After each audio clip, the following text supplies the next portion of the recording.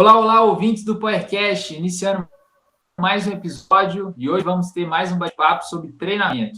O nosso convidado de hoje está orientando um conjunto de atletas que estão despontando a nível nacional e internacional. Além de treinador de grandes atletas de ciclismo, ele também é responsável pela gestão estratégica de uma grande equipe, a Specialized Racing Brasil. Seja muito bem-vindo, Henrique Furtado. Muito obrigado, pessoal. É um prazer estar aqui com amigos já de longa data e outros novos amigos. Eu adoro trocar experiência. Gosto muito de poder também passar um pouco do que está acontecendo em campo, né? Às vezes o pessoal que está em casa fica um pouco distante disso. Gosto de fazer essa ponte. Então, é um grande prazer estar com vocês. E vamos que vamos. Vai ser legal. E para compor esse bate-papo, os podcasts presentes são eu, Gustavo. Olá, todo mundo. Estamos aqui também com a Ana Luísa. Ei, pessoal, tudo bom? Danilo Caruso. Fala, galera, vocês estão bom? Eu tô bem. Matheus Bigode. Fala, pessoal, tudo bem? E Paulinho Maia. Fala, galera, tudo em ordem aí? Vamos para mais um podcast aí, e esse promete ter muito assunto bacana. Cola o ouvido. É isso aí, galera. Vamos para a nossa conversa. Só para situar nossos ouvintes aqui, né? A gente já pôde conversar com alguns atletas que compõem a Specialized, né? A gente conversou com o Eric sobre as rebais. Mais recentemente, a gente teve um papo super legal com o Malacarne. E hoje a gente está aqui com o gerente, né? O gerente do time Specialized Racing Brasil, que é o Henrique. E aí, Henrique, a gente queria saber um pouquinho mais, que você falasse para os ouvintes quem que é você, como que nasceu esse interesse aí pelo treinamento, pelo ciclismo, como é que você caiu nesse mundo aí muito louco? Beleza. A história começou sempre assim, né? A gente sempre começa novinho no esporte, né? A história da maioria dos educadores físicos, aí, o pessoal que está envolvido hoje com o esporte, começou com essa paixão desde novo. Então, já pedalo desde novinho também. Meu pai andava de bicicleta. E aí, por volta dos 10, 11 anos, assim, eu comecei a andar de moto. E meu pai, ele gostava muito de moto. Ele fazia enduro, competia profissional. E eu comecei a levar a sério. E usava a bike que eu já tinha uma familiaridade assim com o pessoal da bike, até com o próprio mountain bike. Então eu continuei usando a bike como forma de treinamento pro motocross, para trilha, pro enduro, né, que era o que eu gostava de fazer. Mas aí o tempo foi passando, eu entrei para a faculdade, estudei engenharia mecatrônica. Estudei 5 anos na PUC Engenharia Mecatrônica, até que foi ficando pesado os cursos e tudo, e comecei a andar só de bike, comecei a fazer umas provinhas. E a paixão era muito grande, né? Então eu tinha gostava da engenharia também, mas gostava muito e gosto até hoje, né? Eu acho que é uma coisa que acrescenta muito na minha carreira, a tecnologia, a linguagem de programação, né? Os algoritmos que eu fazia muito na época da engenharia mecatrônica. Mas com isso falei que queria fazer educação física. Naquela época meu pai falou comigo, olha, educação física aqui no Brasil tá um pouco complicado. Ele tinha aquela visão de engenheiro. Ele falou, se você quiser, você vai lá para fora, mas não tem dinheiro não, você tem que se virar. E aí eu tentei, que era muito caro a faculdade lá, né?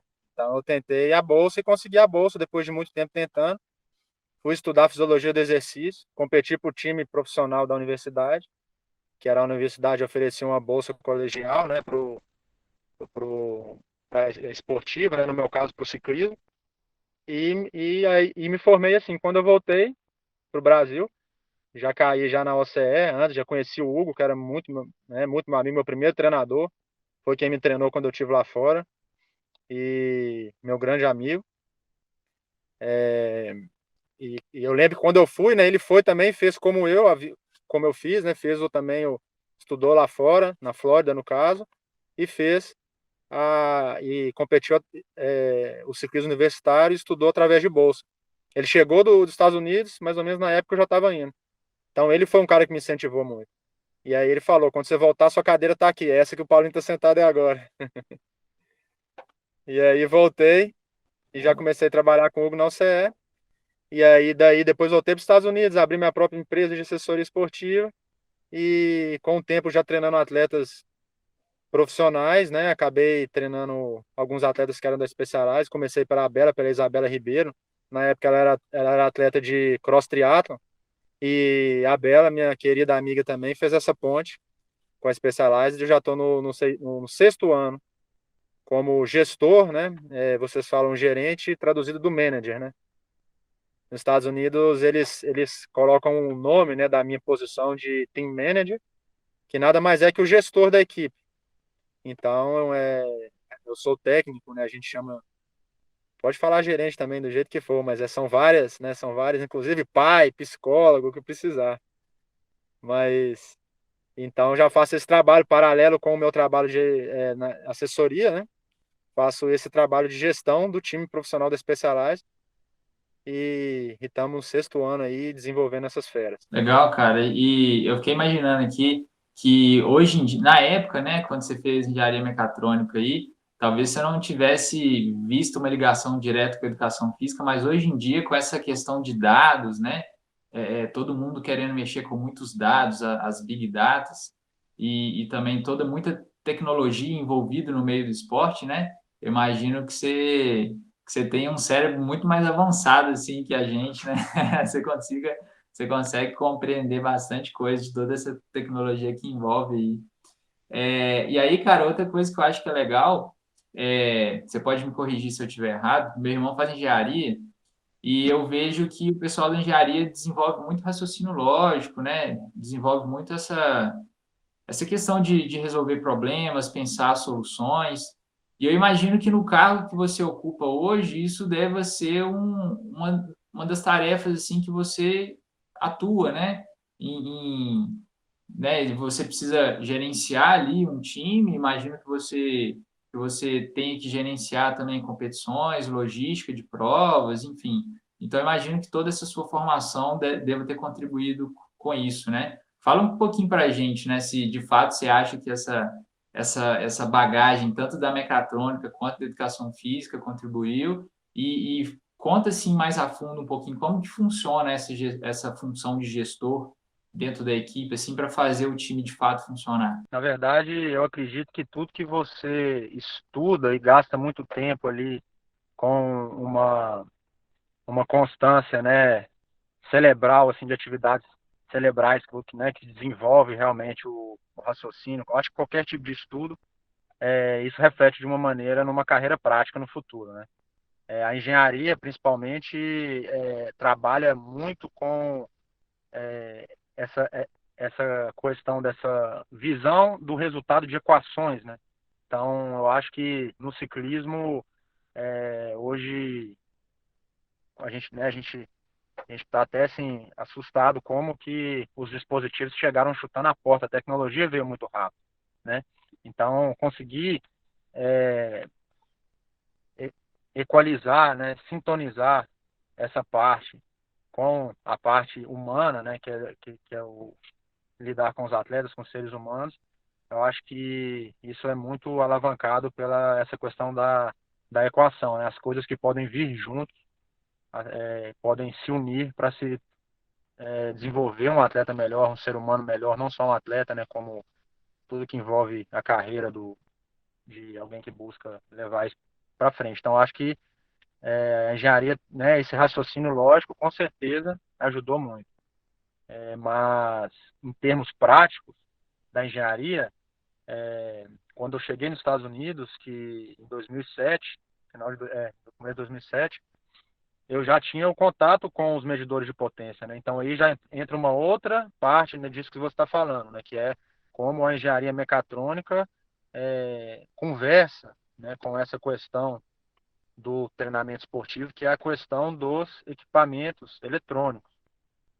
Como que você usa, né, na prática esses equipamentos eletrônicos da melhor maneira e como que você analisa o subproduto que é gerado por esses equipamentos, né? Como que você, através de uma linguagem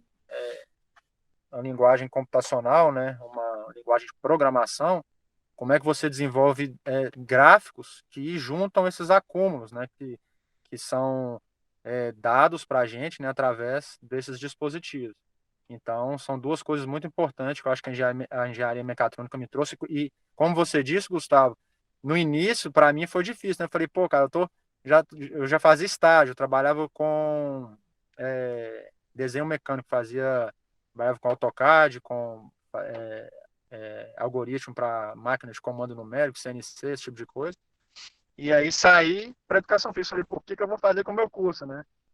De engenharia mecatrônica. Eu lembro que eu cheguei na frente do reitor da faculdade, falei que eu ia trancar a faculdade, que eu ia para os Estados Unidos. Daí ele falou assim: não, eu falei que eu ia cancelar o curso. Ele: não, tranca, que você vai voltar, você vai voltar para engenharia, tranca que com o tempo você vai voltar. Eu olhei para ele e falei assim: nunca mais vou pisar aqui. E realmente até hoje não pisei. Mas, assim, hoje com certeza, né? Eu já tinha uma noção, porque eu já tinha essa noção sobre os medidores de potência na época. Mas e também sobre os dispositivos e toda a matemática que envolve o ciclismo, inclusive, como a Ana sabe, a biomecânica. Mas a proporção que isso tomou realmente foi inesperada e hoje me surpreende como que a engenharia e o raciocínio, né, que eu desenvolvi na prática lá alavancou, né, o meu trabalho hoje. E também, assim, a intimidade, né? Igual quando eu trabalhava na OCE, o Hugão é muito engraçado com esse negócio de computador, outros parceiros também davam uns pau, acontecia uns negócios, eu tinha intimidade, eu falei, me dá aqui que eu arrumo esse negócio. Os caras, eu saía do escritório e eles ficavam até preocupados, a gente vai dar um pau aqui, não tem ninguém para arrumar. E isso, para quem está ouvindo aí até hoje, a gente tem muito contato com o Henrique, com o Bitelo, né? E sempre quando surge algum problema no software, alguma coisa que a gente não entende, a gente já manda mensagem para o Bitelo, porque ele vai dar uma luz, sabe? E é bem legal essa troca de informação nossa, que é um campo da educação física, onde um coach troca ideia com o outro e é um negócio sensacional. Legal mesmo, é uma comunidade muito bacana. Então, agora eu vou falar sobre o que envolve, né, o gestor, que na verdade é o trabalho que eu faço hoje para o Specialized. O, essa posição, né, veio lá de fora, né, o esporte é mais antigo lá, já existiam team managers Estados Unidos e Europa há muitos anos, né, foi chegando aqui no Brasil, e hoje no ciclismo de estrada, né, e no mountain bike, né, tudo que envolve o ciclismo, já está começando, pelo próprio amadurecimento do esporte, a gente já está começando a ver organizações mais parecidas com o que tem lá fora, os times mais bem estruturados em termos de liderança dentro do time, né? Já tem ali o profissional do marketing que já tem uma visão muito melhor, já tenho, né, eu como isso dentro da Specialized, né, como o gestor que tem várias responsabilidades, né? Então, antigamente era uma pessoa tipo que e hoje tem ainda muito isso, né? Uma pessoa que está ali para o time para dar suporte para fazer tudo, mas hoje a gente já consegue ver em vários times essa posição. A posição de gestor, no meu caso, no caso especiais, é claro que de time para time isso muda muito, né? Porque não é uma profissão que é responsável só que tem só uma responsabilidade, né? Na verdade, no meu caso, começa com o treinamento dos atletas, né? Eu sou treinador, então eu faço a parte de preparação, né? Que é o que o Paulinho faz também. Acredito que vocês também, quem vai trabalhar com treinamento, vão fazer no futuro, que é através de uma plataforma online, manipular uma planilha sistemática para a evolução do atleta, né? Dentro do objetivo dele, que eu acho que é o que descreve, né, o treinamento. E, e aí vem a parte da gestão do Racing BR, que inclui, primeiramente, né, o desenvolvimento do calendário de prova, que aí eu vou ter que sincronizar o treinamento dos atletas com o calendário de prova, né, a captação de atleta, uma responsabilidade minha também, participo em tudo que envolve o, o Racing BR, quando não é diretamente, é indiretamente. Então tem a parte de captação de atleta, claro que passa sempre pelo escritório, mas a gente está em campo, estou sempre analisando, tenho vários atletas que são possíveis grandes estrelas, né? Então estou sempre convivendo com eles ali e tal. A parte de logística é uma parte muito trabalhosa também. Você imagina muita viagem, então a gente está sempre tendo que fazer toda essa logística para todos os atletas. A viagem de internacional, né? Então tem hotel, passagem, essas coisas todas, tentar sincronizar o melhor horário para cada atleta, cada um de uma cidade e assim por diante. Então, Henrique, sobre esse assunto, é muito legal que você é o treinador e você é o gerente da equipe, né? Então, você tem essas duas visões. A gente está falando de uma equipe muito bem estruturada, então os atletas, eles têm um suporte muito grande. Mas a gente está chegando no fim do ano e é muito importante também a gente falar dos contratos que vão acabando, que vão gerando tensão nos atletas. E essa é uma questão muito importante que o gerente e o treinador ficam ali, né, naquela corda bamba, lidando com o psicológico do atleta, com todas essas questões. E você falou, assim, no início já do podcast, né? A gente é gerente, mas é pai, é psicólogo, é tudo. Então, traz um pouquinho também dessa visão de como acontece, né, a equipe de ciclismo, a importância do gerente e de todas essas questões para que os atletas eles realmente tenham o suporte de entregar performance.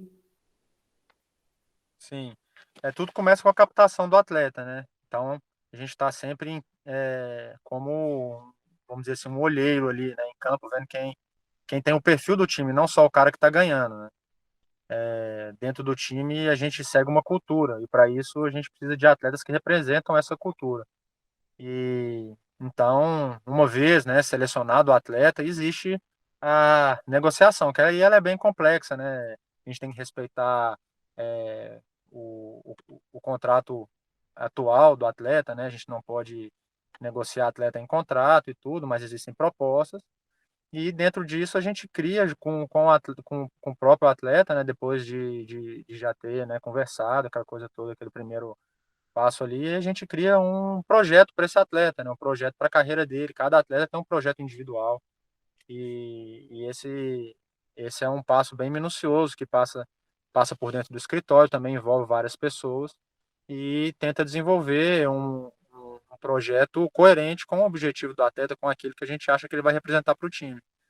E é assim que é feito essa parte de captação, né? Essa parte de ter novos atletas e desenvolver ali com as ferramentas e a cultura que a gente tem, o que é melhor para ele, para desenvolvê-lo. Você comentou que você que treina o pessoal que está na Specialized, né? E acho que uma coisa que chama atenção no time atualmente são principalmente os dois jovens, né? O Alex, que a gente teve a oportunidade de trocar uma ideia com ele, cara, gente boníssima, sensacional, tá andando demais. E o Xavier também, que tá com uma performance assim, não é comum ver atletas sub-23 andando da maneira que eles estão na elite, principalmente no Brasil. Acho que eu pelo menos não lembro de ver alguém com consistência assim sempre na frente. Agora em Araxá os dois fizeram top 5 e a gente sabe que desempenho é muito complexo, né? Mas você consegue pôr alguns fatores que você acha que são importantes para esses dois atletas estarem ali na frente? Ou se tem muito a ver com essa coisa que vocês captaram realmente duas pessoas que são talentos? Como é que você vê esse cenário deles aí? Realmente é muito gratificante a gente hoje ter dois atletas que a gente tem a certeza que vão ser duas grandes estrelas que vão brilhar lá fora pelo Brasil. A situação Alex e Gustavo,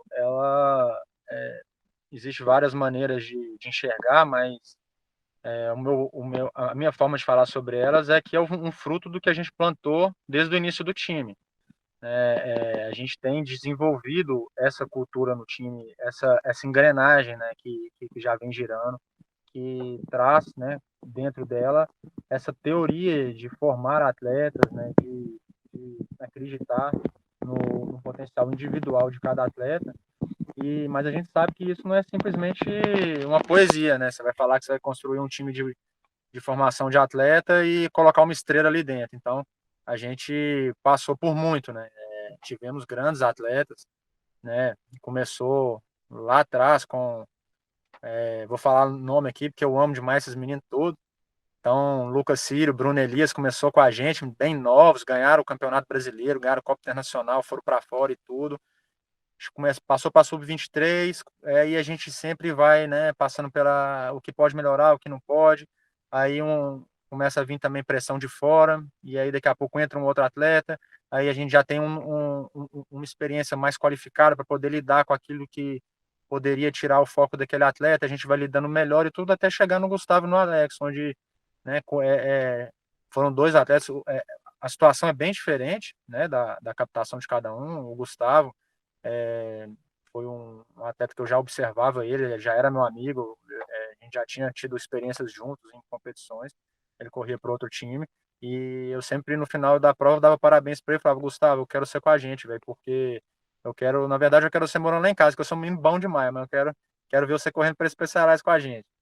E eu gosto de você demais e eu acredito muito no seu potencial, acredito muito na sua humildade e te desejo a maior sorte no seu time, mas um dia vai dar certo. Acabou dando certo. O Alex já foi um caso que eu acredito que é um caminho espiritual.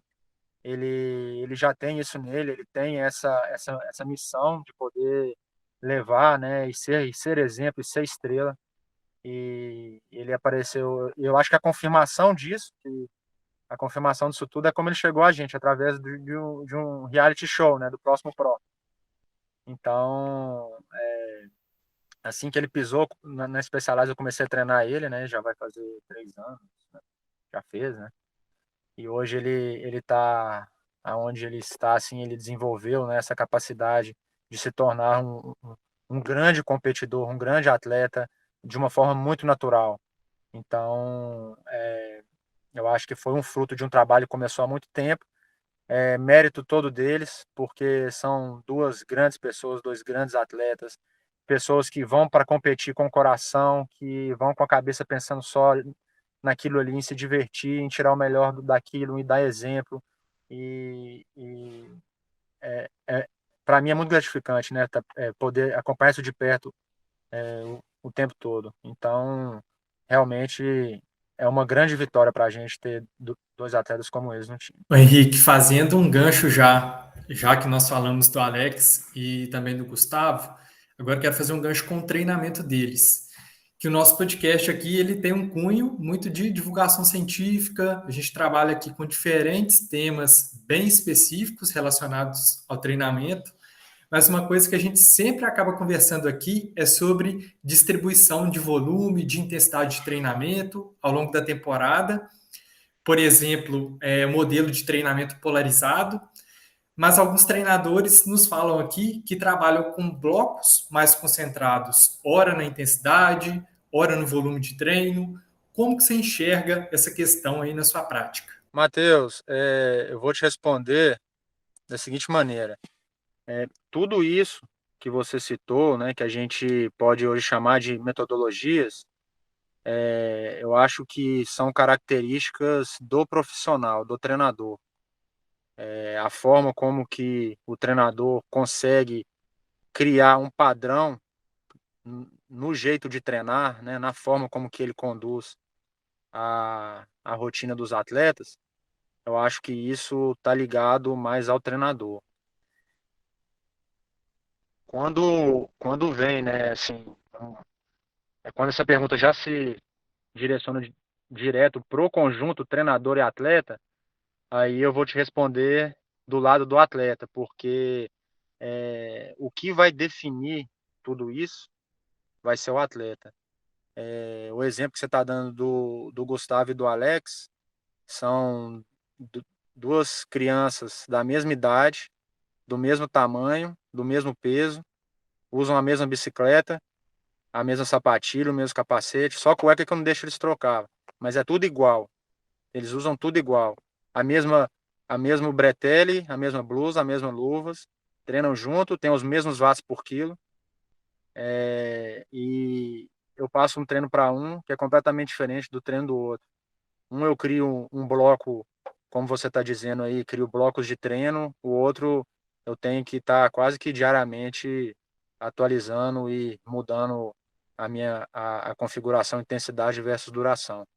Então, existe sim um padrão, né, existe sim uma metodologia, mas eu acho que essa metodologia, ela diz mais a parte científica, que são a forma como que você usa as métricas.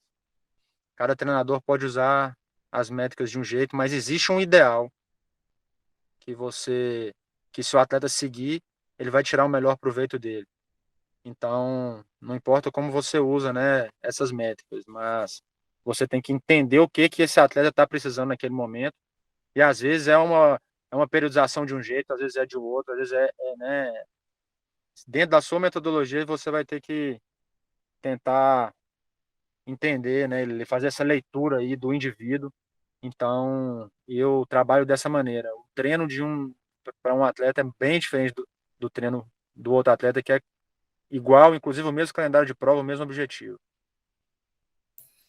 Cara, muito legal. E aí a gente consegue ver realmente o quão é importante a gente considerar o sujeito, a individualidade daquela pessoa, como que ele responde. Tem gente que consegue ter melhores resultados a partir de treinos mais intensos, então de repente ter blocos com mais intensidade é melhor. Tem atleta que responde mais a volume, tem atleta que gosta de, por exemplo, ir com a carga mais alta até mais próximo à prova, então taper mais estreitinho, outros atletas mais longos. Então, muito massa essa visão que você tem, extremamente profunda do que é o treinamento, né? Do que é olhar para o sujeito e buscar a ciência ali como âncora para tomar uma decisão. E não pegar aquilo dali e tentar replicar. Mas beleza, isso daqui é Muito a bem base. colocado. O que é que eu manipulo isso aqui para o sujeito que eu tenho? Então, muito massa. Massa mesmo. Beleza, Matheus. Isso aí, você pegou o gancho certinho. É a Show. verdadeira prática baseada em evidência, né?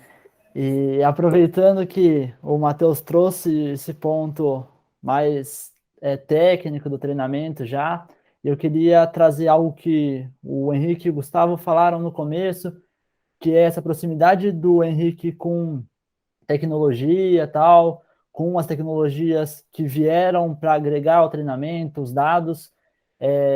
Eu no meio já tinha escutado que o Henrique manjava muito disso, dessa parte de treinamento com potência e tal, que acho que junto com o Hugo era um dos primeiros, assim, pioneiros no Brasil a trabalhar com essas tecnologias. Então, Henrique, acho que para a gente começar esse papo, se você quisesse falar um pouco sobre como você vê a entrada dessas tecnologias no treinamento, porque por muito tempo, não tem como se negar, que isso não existia. E mesmo sem existir, a gente construiu grandes atletas. Então, eu queria sua visão sobre a chegada dessa tecnologia e o que ela pode proporcionar para o treinador e para o atleta. Joia.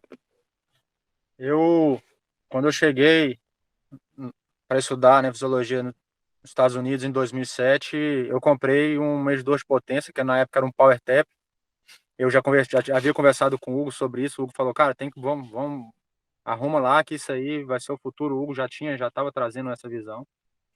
E o negócio era cheio de fio, saia enrolando o fio pelo quadro, passava pelo canote, passava pelo guidão, botava lá e funcionava.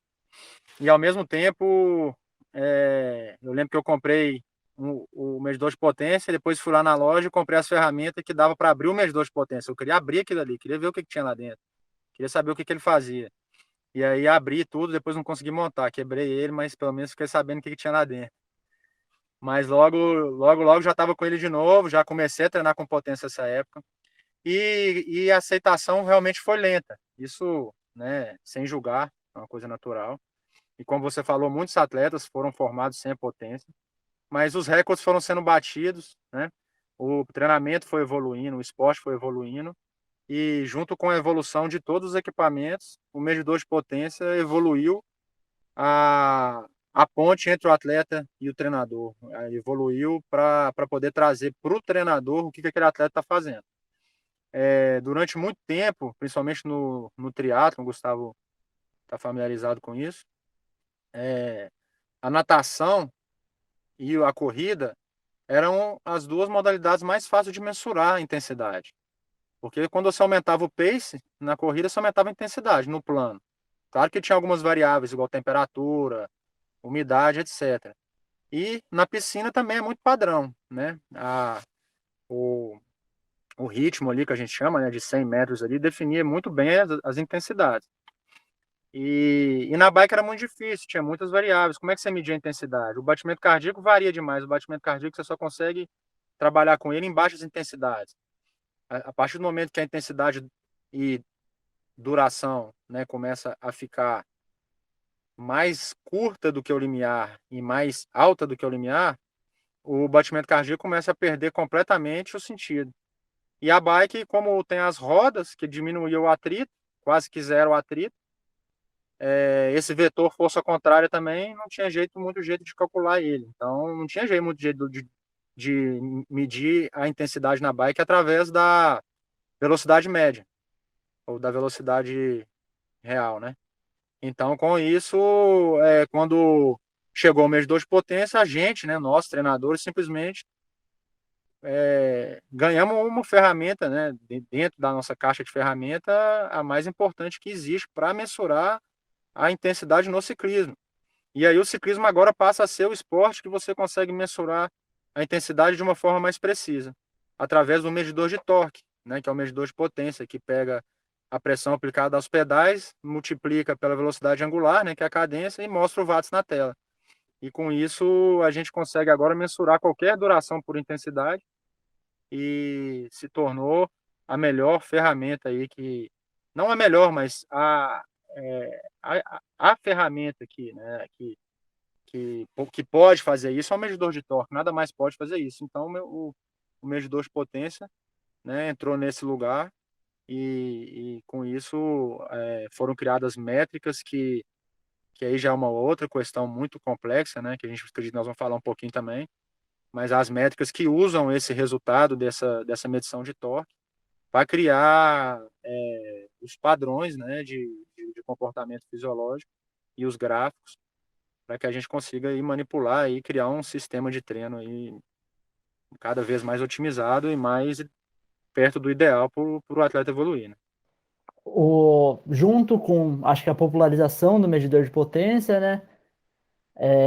Existe o medidor em si dá métricas, entre aspas, óbvias, lógicas, não sei, nenhum dos dois termos deve ser o certo, mas tipo potência média, potência máxima, o trabalho total, que são as métricas que realmente são objetivas ali, né? E daí eu acho que principalmente um livro, que foi o do Alan Coulomb, veio e propôs um monte de métricas. Como é que você vê essa questão das métricas, do Training Peaks? Você usa isso de maneira importante? Porque acho que esse é um ponto que a gente discutiu com quase todos os treinadores que vieram aqui. E tem gente que usa mais, tem gente que usa menos, tem gente que dá mais valor para outras coisas. É natural, né? Mas queria saber um pouco de você, da sua prática, como que é essa sua relação e como você vê essas métricas propostas. O que eu vou falar aqui, eu até peço desculpa a algum treinador que possa estar ouvindo aí, que possa se sentir assim que às vezes eu tô sendo um pouco invasivo aqui com o jeito de cada um, né? Mas falando 100% da minha experiência, quando eu comecei a estudar a fisiologia do exercício, eu já tinha os livros do Andrew Cougan e do Hunter Allen. Foram os criadores da Pix Coaching Group, né? Na verdade, não, desculpa. Eles foram os criadores da plataforma TrainPix, os dois juntos, o Dr. Cougan, naquela época, né? E naquela época eles criaram a primeira métrica, que foi o TSS. E através do TSS, né, foram vindo outras métricas. E com isso, eles começaram a participar de tudo que envolvia o treinamento com potência. O Cougan, ele vai mais para o laboratório, o Hunter Allen ele vai mais para a parte de aplicativos e do uso da prática das métricas. E eles criaram o TrainPix, que depois foi, né, comprado também por outros treinadores e pessoas envolvidas com isso, né? O Tim Cousy, que hoje que toma a frente ali, inclusive o Hunter Allen hoje já não participa mais da TrainPix, ele desenvolveu, ele vendeu a parte dele, hoje ele desenvolveu a Pix Coaching Group, que é uma empresa, muita gente confunde a TrainPix com Pix Coach, com a Pix. A Pix é a empresa, a assessoria esportiva do Hunter Allen, que tem o polo aqui no Brasil, que é do meu parceiro, meu grande amigo, do Chris Solak. Inclusive, eu dei vários cursos junto com ele, eu e o Cris, e o Nico, o Henrique. Demos curso para assessoria esportiva sobre o Training Peaks, sobre o WKO. Recebemos o Hunter Allen, eu ensinei do lado dele, eu traduzi todo o curso dele, tive o prazer de ensinar junto com ele. E, inclusive, né, o cara que foi, a vida inteira foi o meu ídolo, assim, que eu tinha os livros dele e tudo. Hoje é meu amigo, veio para o Brasil, demos o curso junto. E ele desenvolveu, né, o modo de pensar através das métricas, mas as métricas, elas são apenas nomes dados a fatores biológicos. Então, quem desenvolveu as métricas mesmo foi Deus, né? Eu gosto de brincar assim, porque o nosso organismo, a fisiologia que nos compõe, ela é única e finita, né?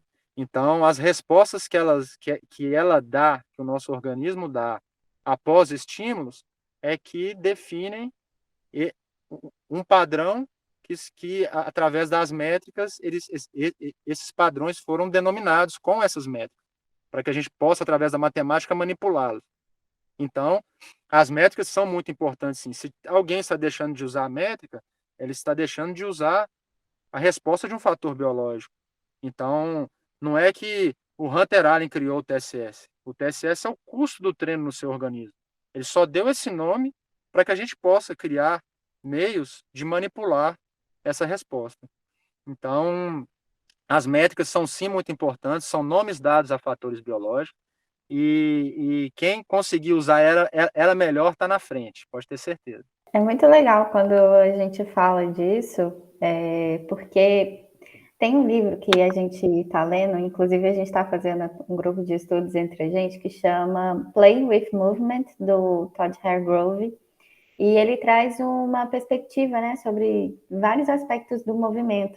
E aí ele fala muito das métricas num sistema complexo, de que às vezes a gente critica tanto você olhar para aquela métrica, você seguir ela, porque pode ser que a gente fique tanto com o olho ali no TSS, com o olho ali no IF e tudo mais, e esqueça de olhar para o atleta, né, que está ali do seu lado, que é o todo, e a gente simplifica tanto, tenta puxar tanto o que é, e aí a gente fica com o olho tanto ali que não consegue enxergar o todo, que aquilo ali é só um fragmento, né? E eu acredito que quando a gente fala do ciclismo e dos atletas, e também da cultura dos atletas de ciclismo, que essas plataformas elas facilitam muito a utilização, e que às vezes você tem tantos atletas, né? Isso é uma carga muito grande, que é muito mais fácil você se ater a métricas. E você, assim, que tem uma grande experiência, já deve ter passado também por várias fases do ser treinador, né? Fala um pouco pra gente sobre como é você olhar para o atleta, como é você utilizar essas métricas ao longo de todas essas experiências que você teve na sua carreira. Assim, usando o exemplo de atletas, né, que eu acho que são exemplos bem reais, porque são coisas que aconteceram mesmo, né, foram resultado das nossas tentativas. Hoje eu posso te dizer que a parte de desenvolvimento fisiológico, né, tanto muscular quanto do sistema energético de um atleta, é só 50% que você pode fazer como treinador para a carreira dele. Atletas igual eu tenho, por exemplo, o Alex e o Gustavo, hoje a gente está usando o exemplo deles, mas, por exemplo, o Hugo Prado Neto, que é meu atleta também, ele está num ponto já há muitos anos, eu treino ele, e a gente não preocupa em ganhar watts por duração. Chega em um momento que começa esse número de 50% começa a mudar, a diminuir cada vez mais. Quando o atleta está começando, realmente esse número ele é maior, o atleta vai ter que, porque ele não tem capacidade fisiológica de competir na ponta. Depois, quando chega num certo nível, que é o nível que a elite do Brasil permaneceu durante muitos anos, e permanece até hoje, claro que com, né, algumas diferenças da própria evolução, o que vai realmente fazer a diferença na vida do atleta, o que vai fazer realmente aquela chave virar para ele ser uma grande estrela, né? A nível que a gente acompanha hoje do Henrique Avancini, uma coisa desse tipo, aí já começa a entrar todo o trabalho ao outro lado, que é onde o treinador consegue influenciar e treinar as tomadas de decisão do atleta, tanto comportamentais quanto de preparação para que antecede a prova e outras decisões também, como táticas de esforços durante os treinos e principalmente durante as competições. Então, uma coisa que hoje eu tenho muita vontade de fazer em termos de poder ensinar a outros treinadores, é claro que assim, eu ensinei muito as métricas, é muito importante, como eu falei com vocês, eu acho que as métricas o treinador tem que dominar, né, as métricas e os softwares que manipulam essas métricas. Eu tenho muita vontade de poder mostrar para os treinadores que existe algo muito mais valioso, né? Não digo muito mais, mas valioso quanto o desenvolvimento fisiológico, que é como você vai influenciar esse atleta, principalmente os atletas de base, a entrar num conjunto de tomadas de decisões que no futuro vai fazer realmente a diferença para eles virarem a chave lá na frente. Então, os treinadores eles precisam de abandonar um pouco as regras das métricas, porque às vezes é colocado essas regras nos livros. Ah, mas eu li no livro do Kogan, do Hunter Ide. Às vezes eles precisam de colocar certas regras porque as pessoas que estão lendo aquilo ali muitas vezes nunca tiveram contato com as métricas e com a manipulação de treino baseado em watts. Mas, a partir do momento que o treinador começa a evoluir, ele precisa de abandonar aquelas regras e entender que as métricas e o resultado dos gráficos que são construídos com elas é nada mais, nada menos do que números matemáticos, né? Então, é importante você adequar as métricas à resposta fisiológica e não achar que aquilo ali está dizendo a verdade. Aquilo é um número. Então, o treinador tem que, com o tempo, né, com a evolução, tem que já ir virando essa chave, entender como que ele vai usar essas métricas para interpretar, né, a real resposta que esse atleta tá dando ali, né, após executar os estímulos. Cara, acho que você complementou muito bem as informações que a Ana trouxe, cara, porque é justamente isso, né? Igual você falou, quando a gente está lidando com um atleta de início, um atleta amador, às vezes a gente tem algumas habilidades que a gente quer desenvolver nele, né, para depois desenvolver outros, enfim, envolve todo um processo, né? Então, hora a gente vai dar mais atenção a um aspecto, hora a gente vai dar atenção a outro aspecto, e aí, quando chega num nível que é aquela frase, né? Quanto mais eu sou treinado, menos eu sou treinado. A gente vai identificando os pontos que a gente ainda vai conseguir retirar o máximo daquele super-humano, né? Daquele ser humano que é um superatleta, né? Mas então, é isso aí, assim, toda vez que você pende para o lado de cá, né, que é o lado que a gente está chamando agora da influência que o treinador tem de uma forma mais global, assim, tirando um pouco o lado fisiológico, você vai precisar de abrir a sua caixinha de ferramenta, onde é que ali contém todas as métricas e tudo aquilo que você aprendeu com a matemática e com a resposta dos dispositivos. Mas isso nunca pode ser abandonado. As duas coisas são separadas, mas elas são uma só. No final das contas, né, a individualidade do atleta sendo, né, a gente escolhe setores justamente para desenvolver a individualidade do atleta de uma forma global, né? Não, exatamente, cara. E aí eu fiquei pensando, né, nesse caminhar da nossa conversa aqui, o tanto que é importante a gente sempre tentar desenvolver nos atletas, principalmente os atletas de base, uma carreira consistente, né? Então, assim, a gente tem que aliar todos esses fatores e ir vendo dentro do processo do atleta em qual momento eu vou focar em qual habilidade para que ele tenha essa carreira consistente e que ele chegue no alto nível, né? Porque, pelo menos na minha experiência de atleta, e eu acho que há um tempo atrás, se prezava muito por resultados instantâneos, né? E eu imagino, você pode complementar, se for o caso, que a construção de uma equipe como é a que vocês têm hoje, como gestor de equipe e pensando todas essas logísticas e dando treinos individualizados e pensando o desenvolvimento do atleta, eu imagino que se preze por um treino a longo prazo, que o atleta possa desenvolver de fato todas as habilidades dele, chegar num certo nível fisiológico, técnico, psicológico, e aí, a partir daí, ele ter essa como é que eu falo? Longevidade dentro do esporte, né? Porque se a gente for pensar, se a gente for ver, por exemplo, o desenvolvimento do Avancini, houve muitos processos para ele chegar onde ele está hoje, né? Então, não dá para ele chegar onde ele está hoje do dia para a noite, né?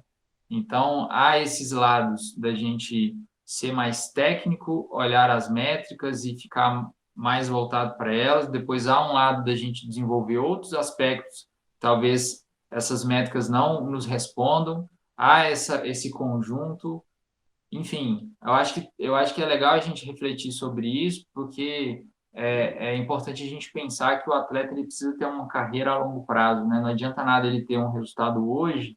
Ele é um atleta de base, está na sub-23, ele é muito bom, e aí quando ele muda de categoria, ele não consegue continuar performando, né? Esse não é o objetivo. Eu acho que a carreira do atleta ele deve ser construída, né, para que ele atinja um ápice de performance e, de fato, vá performar junto com os melhores, né? Então, se você quiser complementar, trazer, né? Eu imagino que esse seja um dos objetivos aí da sua, do seu cargo e da equipe que vocês compõem, né? Então, acho que essa é a minha visão, assim, que eu queria complementar nesse bate-papo aqui. A carreira do atleta, assim, a gente tem que ter um carinho. Eu tenho um carinho muito grande, assim, pela carreira de todos os atletas, sabe?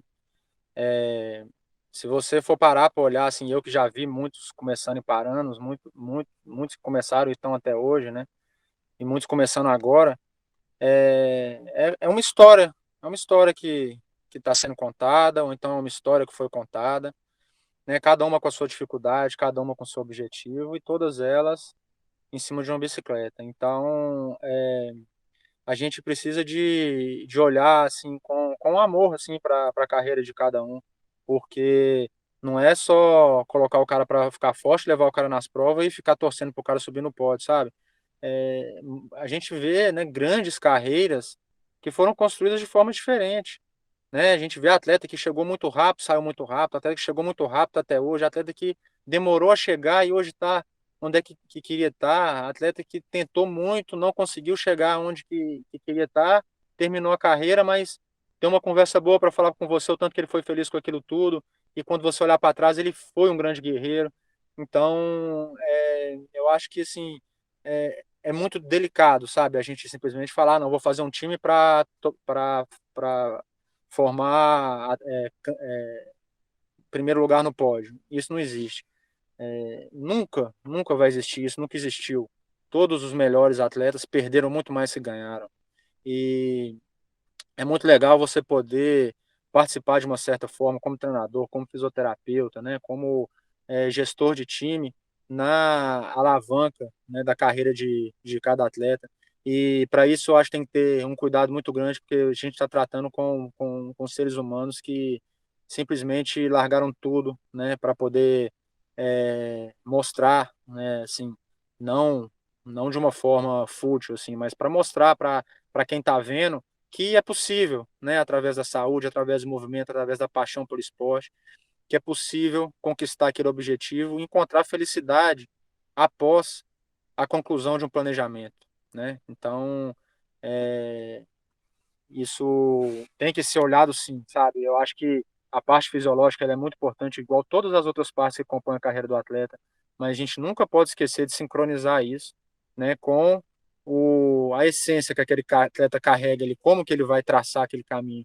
Pode ter dois campeões mundiais no mesmo ano, mas você vai ver o caminho de um é completamente diferente do outro, né? Um tinha uma dificuldade com uma coisa, o outro com outro, ele preferiu esse calendário de prova, o outro aquele, e isso colocou experiências diferentes na vida deles, aprendizados diferentes, eles foram atletas diferentes.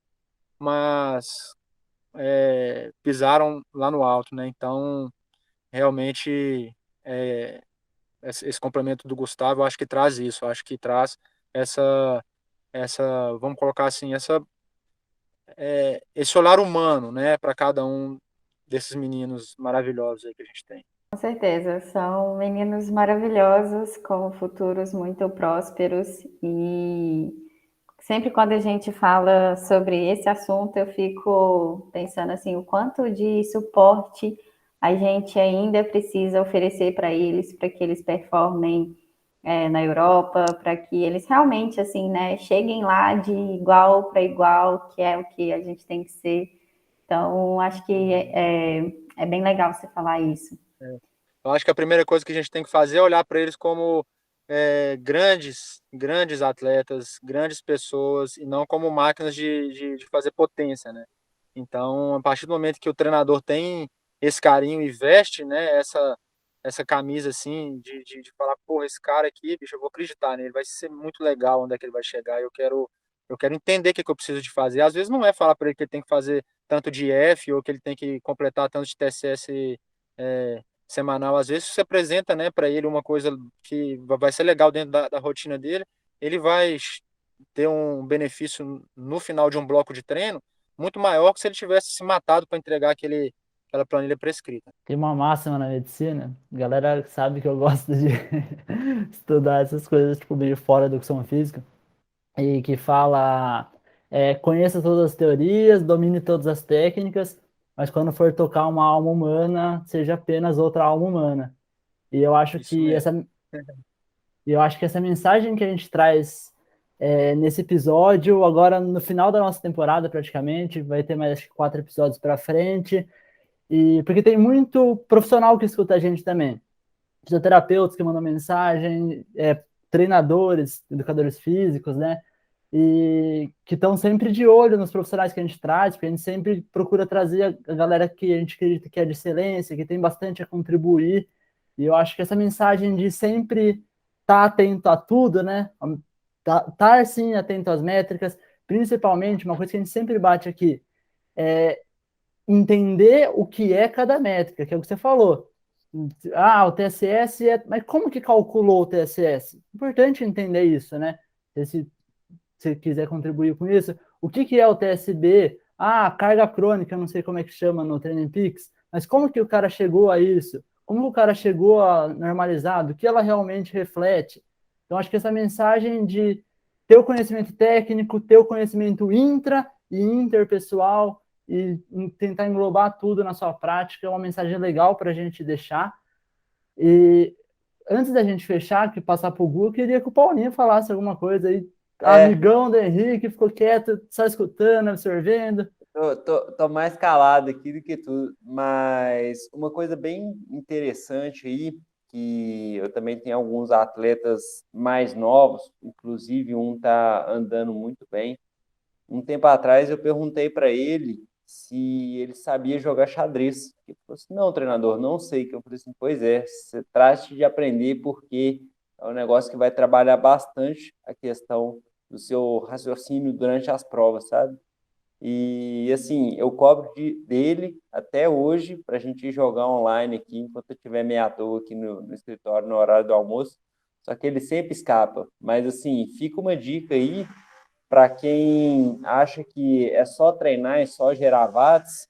Não é bem assim. A gente tem que desenvolver uma capacidade cognitiva de pensar rápido, de tomar decisões rápidas. Então, a gente tem que desenvolver essa parte também. Nós, como treinadores, a gente tem que incentivar os atletas a desenvolverem. E um jogo que eu gosto, que eu acho bem legal para fazer isso, é o xadrez. Você começa jogando ali sem entender muita coisa, aí rapidinho você vai pegando o jeito assim, se o cara deslocou o cavalo dele para lá, às vezes ele está armando a jogada tal. Aí você começa a entender isso tudo e durante a prática lá, durante a prova, isso vai te ajudar bastante. Danilo, acho que essa frasezinha sua tem que virar rios, hein? Depois coloca lá. E é isso mesmo, Paulinho, com certeza. Uma questão que eu queria trazer até para o Henrique agora, acho que até caminhando para o final, Henrique, você está numa posição no ciclismo brasileiro que você consegue olhar de cima e de baixo, assim, você tem contato com as pessoas que gerenciam o esporte, você tem contato com os atletas, então, assim, você, né, tem diversos estratos, assim, de experiência e consegue ter uma visão. E, às vezes, as coisas surgem de baixo, né, então, sei lá, uma pandemia que fez com que muitos ciclistas começassem a pedalar, e aí isso influencia todo o mercado do ciclismo. Tem, às vezes, também de cima para baixo, que as marcas desenvolvem as bikes, então, por exemplo, e-bike, às vezes um boom de marcas faz com que a modalidade se estabeleça. Então, né, tem influência de baixo, de cima também, como, por exemplo, a Copa do Mundo, que vai ter ano que vem em Petrópolis. Então, né, assim, o mercado da bike está muito incipiente, assim, crescendo bastante. Outro exemplo também dessa influência, por exemplo, a UCI, né, que sempre regulamenta, sempre coloca regras, e a gente está vendo que hoje em dia, como o prazer por pedalar, ele está sendo também, ele está em voga, né? Porque antes as marcas de bike pensavam na bike para o atleta. Agora elas não pensam só na bike para o atleta, pensam para o cara da aventura também. E aí, para o cara da aventura, essa bike não precisa necessariamente cumprir as regras da UCI, como antes era demandado. Então, tem também outro desenvolvimento. Então, são muitas coisas e fica muita curiosidade do que será que vem por aí, né? Então, o que você espera do mountain bike? Pode falar a nível mundial, a nível brasileiro, para daqui uns 5 anos. O que você acha que nos espera? Assim, o esporte, o ciclismo, eu acho que o mountain bike é uma disciplina do ciclismo, mas o ciclismo em geral, que envolve todas as disciplinas, tá numa época, numa fase muito boa de desenvolvimento. Muitos novos estímulos apareceram aí para isso. Inclusive, foi um lado, a gente não pode, não sei nem como dizer isso, mas foi um lado que a pandemia influenciou positivamente, né? Eu acho que, eu acredito, né, que a pandemia veio para trazer uma mensagem, veio de uma forma muito ruim, mas para trazer uma mensagem de uma certa forma positiva, né? Ou uma mensagem positiva.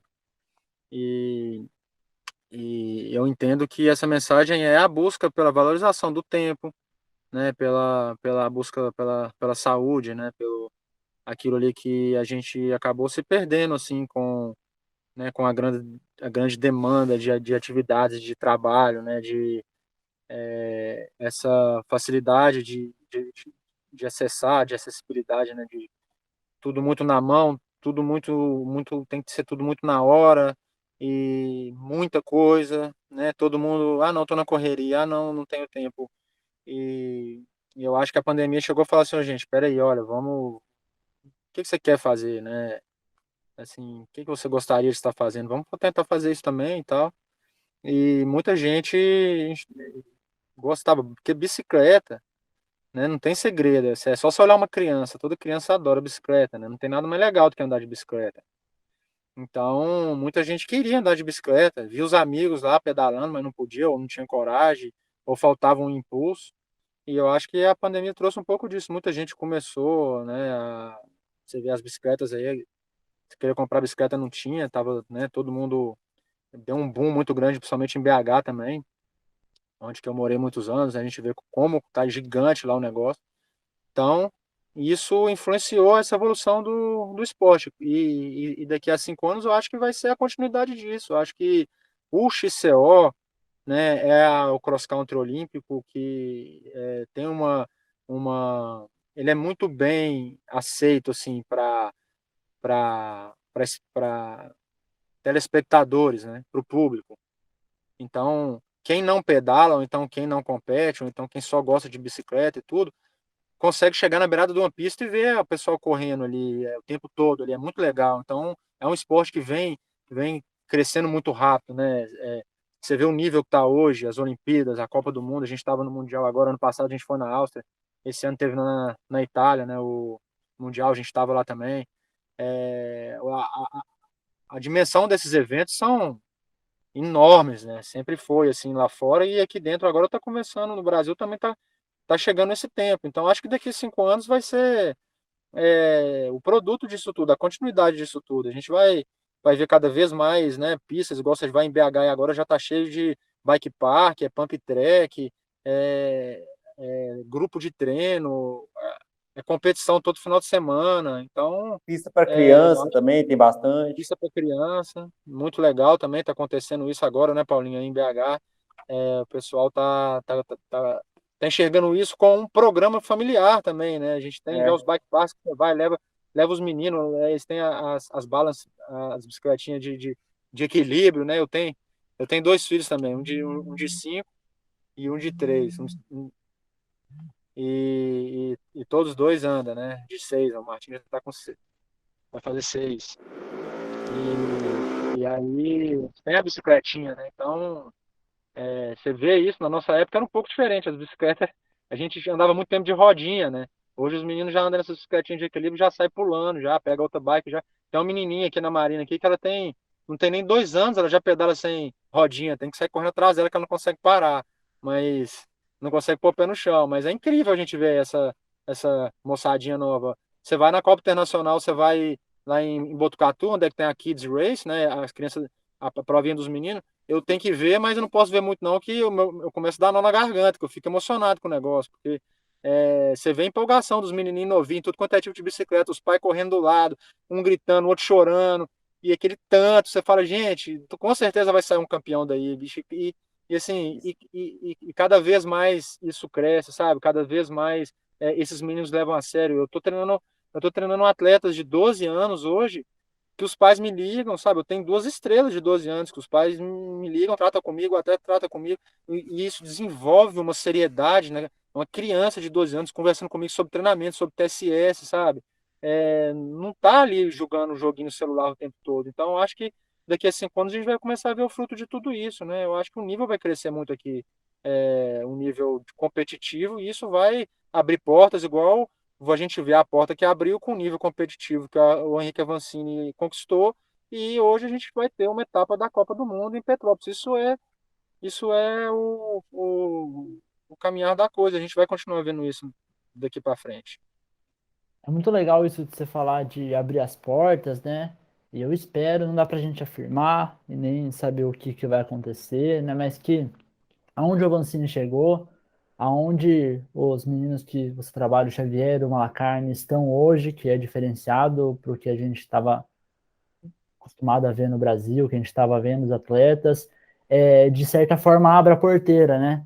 Que as informações corram, porque isso é um conjunto de coisas, né? É um pouco de cultura, é um pouco de aumentar a base, né? Então achar os meninos ali que tem um conjunto bom para o esporte, conhecimento técnico, acredito que seja um pouquinho de cada coisa, não dê para dar um valor maior para uma coisa ou outra, falar qual o responsável, mas torço para que tudo isso corra pelo país e que cada vez mais, como você falou, tenham bons atletas no país, que o esporte cresça e que a gente possa assistir na Red Bull bastante os brasileiros nas Copas do Mundo, nos Mundiais. Acho que isso é o que todo mundo aqui quer, né? E essa ideia de levar informação é um pouco da nossa proposta aqui do podcast, né? Acho que trazer os treinadores, trazer os profissionais, trazer os atletas, dar espaço para os atletas, até o atleta que quer conversar com a gente, tal, uma mensagem, a gente pode abrir o espaço, porque é importante para o atleta ele ter um espaço para falar, contar a história dele e ter visibilidade, né? Porque também é importante que ele tenha um patrocínio, uma condição financeira para continuar treinando. Então, eu acho que, a gente tem um caminho bom pela frente aí no ciclismo e eu, pelo menos, estou ansioso para saber como é que vai ser os próximos passos aí. Então é isso, cara. Eu só queria dar espaço aí pro Henrique poder divulgar o trabalho dele, se ele quiser, né? Falar as redes, como é que o pessoal te encontra, como é que troca ideia, enfim, pode ficar à vontade aí.